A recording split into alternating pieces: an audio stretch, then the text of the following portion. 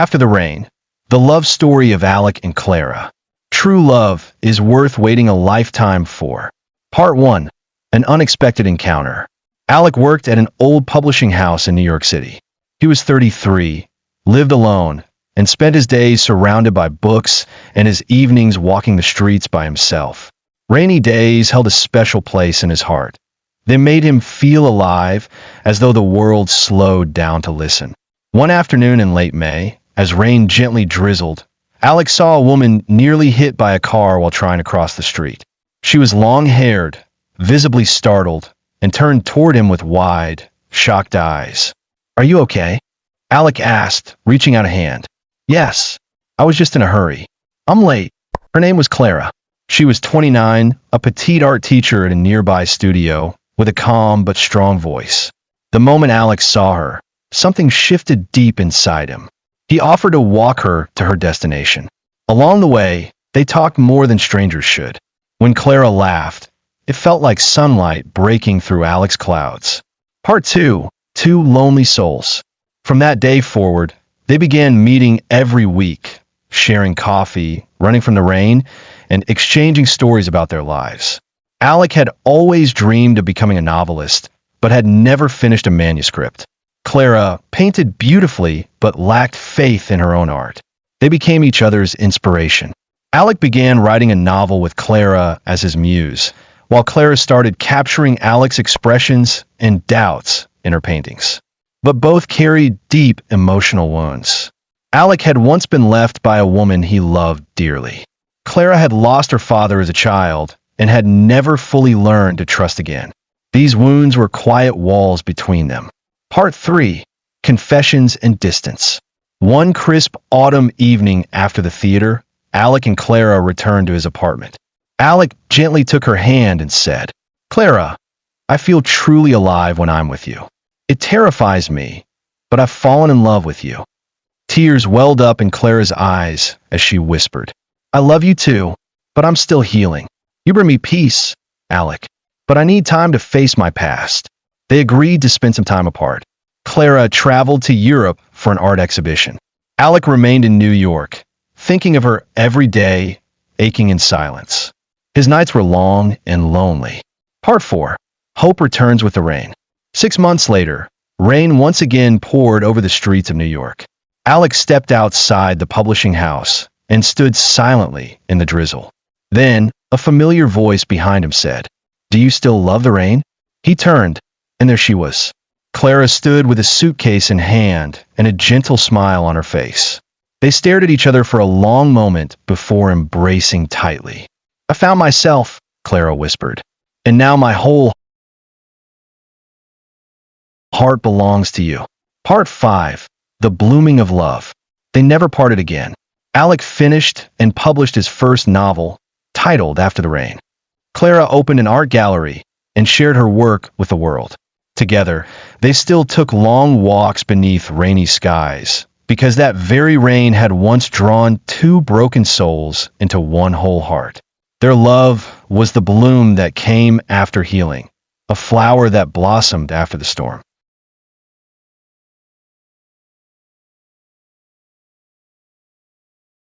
Part 6. A New Beginning.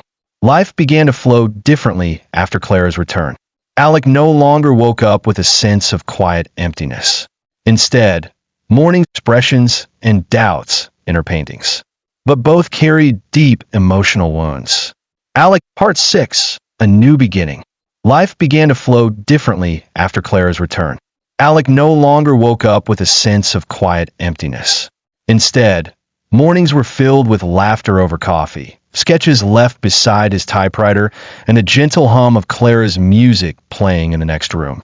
They moved into a small apartment near Central Park, a place with large windows, high ceilings, and wooden floors that creaked with every memory. Clara filled the space with plants and colors.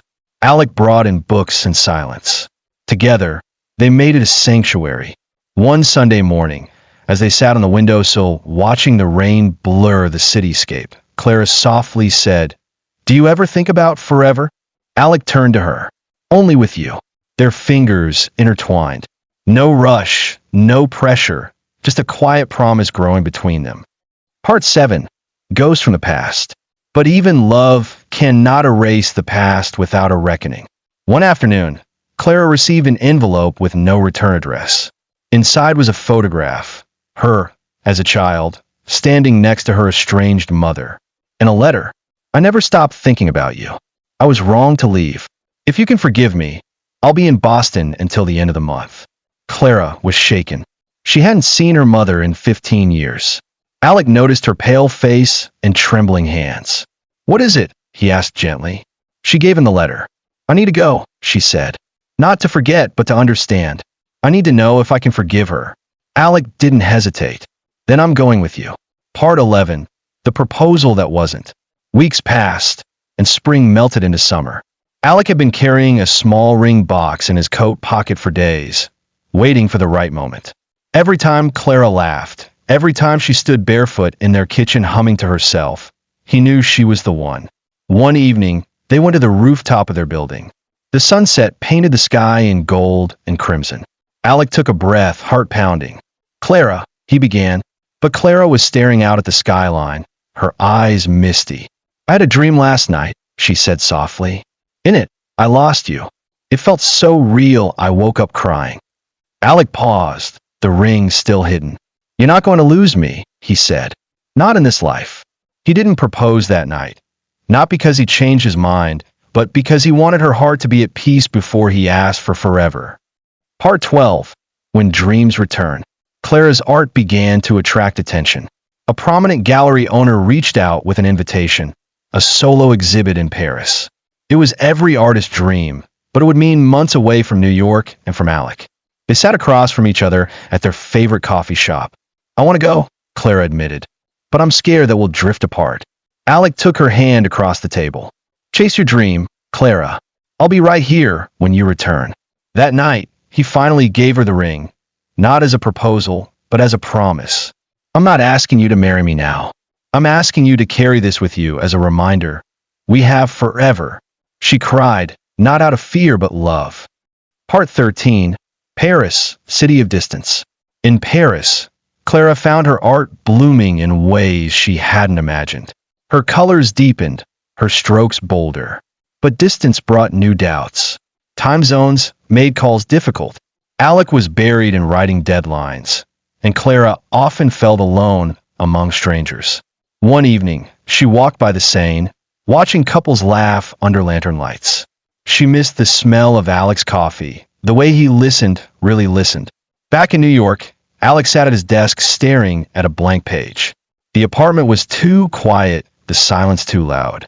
He began to write her letters, real ones, handwritten, sealed, and mailed each week. And Clara, in her small Paris apartment, kept every single one under her pillow. Part 14. A sudden storm. Just weeks before Clara was set to return, Alec received a phone call that froze him in place. Clara had collapsed during an exhibition opening. Exhaustion, stress, and a silent respiratory infection had caught up with her. She was rushed to a Paris hospital. Alec didn't hesitate. He packed a bag, booked the first flight, and landed in a city he'd never been to, but that now held his whole world. When he saw her in a hospital bed, pale but smiling weakly, he knelt beside her. You came, she whispered. I'll always come, he said. I love you. That means no matter what, I'll find my way to you. Part 15. The Real Proposal. After her recovery, they took a quiet day trip to Giverny, where Monet once painted his gardens. Clara, stronger now, walked hand in hand with Alec along the lily ponds. They stopped by a quiet bench beneath the willows. I think you were right, Clara said. Timing matters more than fate. Alec smiled. And I think this time is right. He knelt again, not with hesitation this time, but with certainty. Clara, will you marry me? Not someday, not maybe, but now in this life, right here. Tears rolled down her cheeks as she nodded. Yes, 1,000 times yes. Part 16. A French Wedding. Instead of waiting to return to New York, Alec and Clara decided to marry in Paris. It wasn't a grand wedding. Just the two of them, a local officiant, and a few new artist friends Clara had made.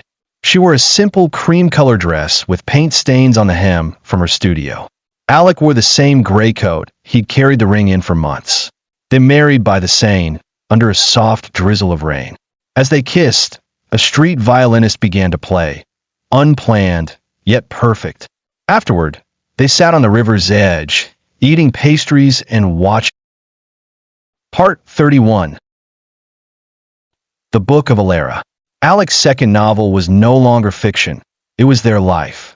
Titled Clara's Sky, it chronicled not just a father's journey, but the transformation of two people into a family. Clara designed the cover, a watercolor of a child beneath a sky. At 33 weeks, Clara woke Alec in the middle of the night, breathless and in pain. He rushed her to the hospital, panic clawing at his throat. The doctors calmed them. False labor. Nothing dangerous, but a warning to slow down, to rest. Alec stayed beside her for hours, holding her hand while she slept. In the waiting room, he stared out the window at the rain and whispered, "Not yet. Please, not yet." Part 24. Waiting and wondering. The final weeks crawled by. Clara rested more. Part 16. A French wedding. Instead of waiting to return to New York, Alec and Clara decided to marry in Paris. It wasn't a grand wedding. Just the two of them, a local officiant, and a few new artist friends Clara had made. She wore a simple cream-colored dress with paint stains on the hem from her studio. Alec wore the same gray coat he'd carried the ring in for months. They married by the Seine, under a soft drizzle of rain. As they kissed, a street violinist began to play, unplanned, yet perfect. Afterward, they sat on the river's edge, eating pastries and watching the water ripple. "This city gave me my second life," Clara whispered. "And it gave me my forever," Alec replied. Part 17. Homecoming. Back in New York, their return was quiet but meaningful. They returned as husband and wife, holding hands through customs, still laughing at how the rain had followed them home. Their apartment was just as they'd left it, except now it felt fuller. Clara's studio became a swirl of canvases and color, while Alec's desk was piled with pages of his second novel, inspired by their time in France. They hung one wedding photo above their bed, not posed, just them laughing in the rain. And for the first time, both of them felt they had everything they needed. Part 18. The Echo of Footsteps. 2 months later, Clara sat on the bathroom floor staring at a pregnancy test. She didn't move, didn't blink.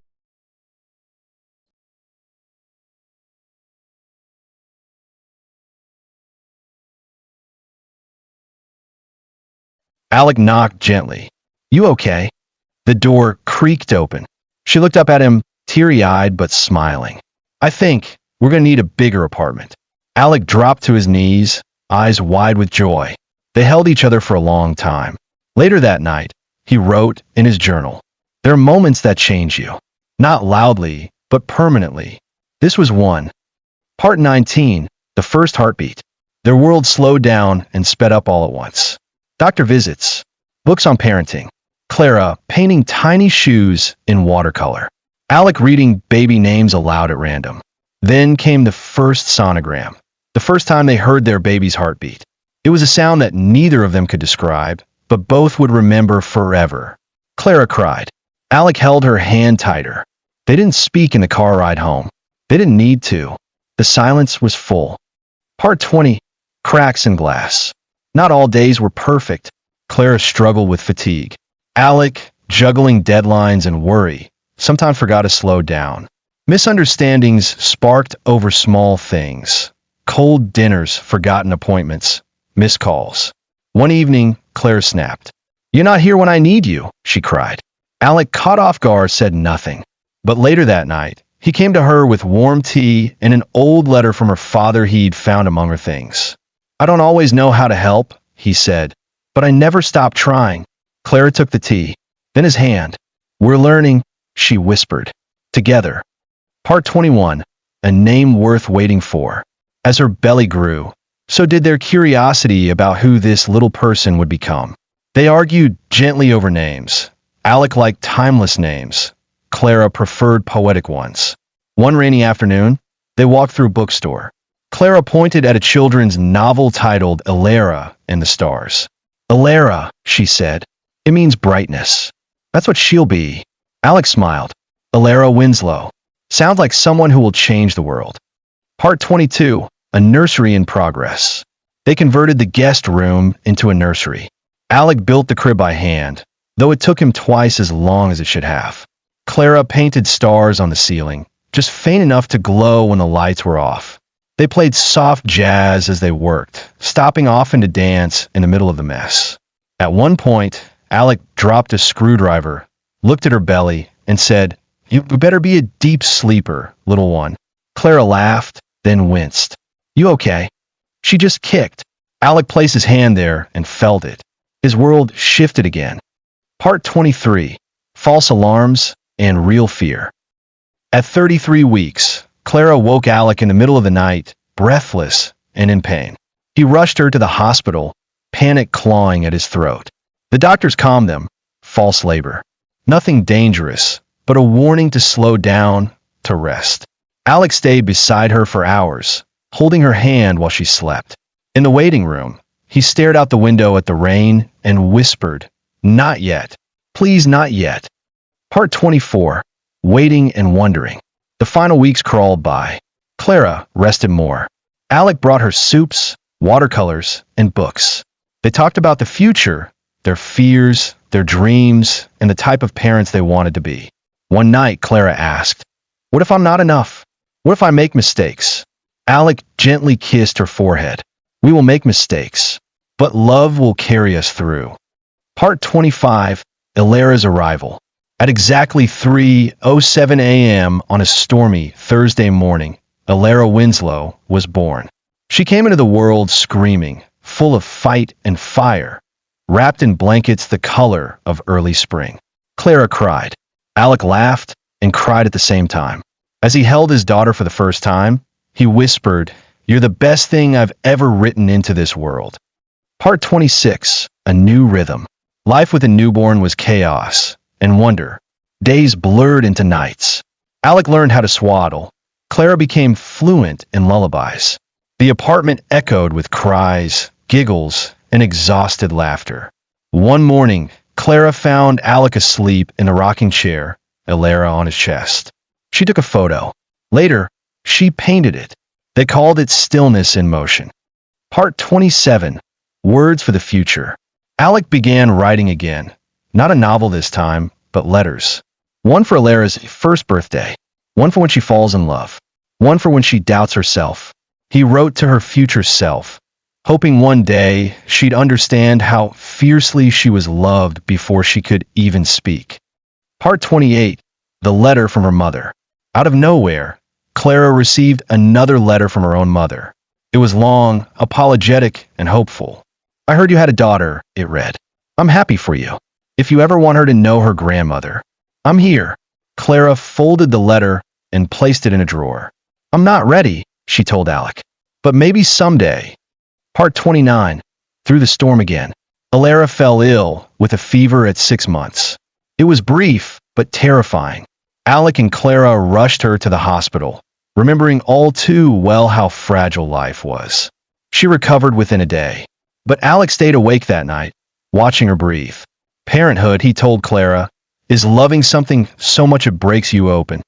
Part 30. Home at last.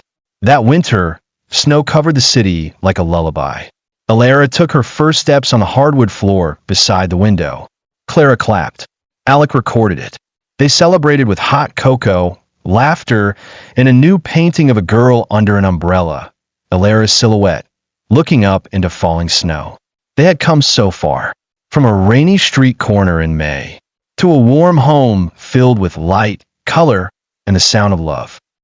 "I remember the rain," he whispered. Part 31. The Book of Clara. Alec's second novel was no longer fiction. It was their life. Titled Clara's Sky, it chronicled not just a father's journey, but the transformation of two people into a family. Clara designed the cover, a watercolor of a child beneath a sky filled with constellations. The book became a quiet bestseller. People related to its softness, its realness. Alec did not write it to be famous.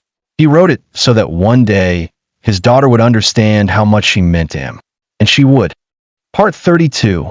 A Return to Roots. On Alara's first birthday, Clara surprised Alec. "I want to visit my mother," she said. They traveled to a quiet coastal town where Clara's mother now lived alone. It was awkward. Pain lingered beneath polite smiles. But when Alara toddled into her grandmother's lap, something shifted. The past couldn't be erased, but perhaps it could be rewritten. That night, Clara cried in Alec's arms. "I'm doing this for her," she whispered, "so she'll never have to wonder why someone left." Part 33. The Seasons of Us. Years passed gently. Clara's gallery expanded. Alec began mentoring young writers. Clara grew with wonder in her eyes and curiosity in her heart. Every Sunday, they walked through Central Park together. Clara sketched trees. Alec told stories. Clara chased birds and always asked too many questions. Life wasn't perfect, but it was whole. And that was more than either had ever dreamed. Part 34.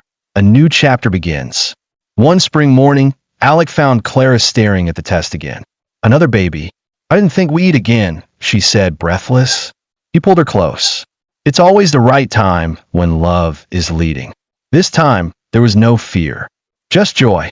They let Clara help pick the name. "She's going to be named Lyra," Clara announced proudly. "Like the stars." Part 35. Letters from the Past. While sorting old boxes, Clara found one of Alec's earliest letters, written before they were even a couple. It read, "You make the rain feel like sunshine." She framed it above Alec's writing desk. Later, when he saw it, he smiled. "Still true," he said. Clara kissed him on the cheek. "Always will be." Part 36. The Storm and the Shelter. When Lyra was born, complications arose. Clara was unconscious for hours. Alec sat alone in the hospital chapel, afraid in a way he hadn't felt since the early days. "She saved me," he whispered to the sky. "Please don't take her." But Clara awoke, weak but alive. And when she held Lyra for the first time, her smile returned like sunrise after the longest night. Part 37. Pages and Paint. Their apartment was louder now. Crayons on walls, toys in hallways, dishes unwashed. But laughter echoed more than ever. Clara painted a series called The Chaos of Love. Alec wrote a short story called Mornings with Lyra. Art imitating life. Life imitating joy. Part 38. The First Rain Again. One day, years later, they walked with Clara and Lyra through the city during a warm drizzle. Clara, now 8, asked, "Why you guys love rain so much?" Alec and Clara looked at each other. "Because it brought us together," Alec said. "And it teaches us that even gray skies can be beautiful," Clara added. Lyra tried to catch raindrops with her tongue, giggling. Part 39. A Letter to the Future. On their 15th wedding anniversary, Alec left a sealed envelope on Clara's easel, to be opened when the rain feels heavy. Inside was a note. "If ever life grows quiet again, if grief ever returns, remember, we are not the storm. We're what comes after. We're the rainbow. Always a." She read it and cried, not from sadness, but from gratitude. Part 40. After the Rain. Clara and Alec grew older, but never apart. Clara became a poet, Lyra a musician. The girls filled their home with art, rhythm, and wonder. On their porch, during one final spring rain, Alec and Clara sat side by side in silence, watching the world shimmer through silver drops. "Do you remember the first time we met?" she asked. "I remember the rain," he whispered, "and the way you looked at me like I was the only dry place left in the world." They laughed softly. They had lived, loved, forgiven, grown, and after all the storms, they were still together, still in love, still dancing in the rain. The end.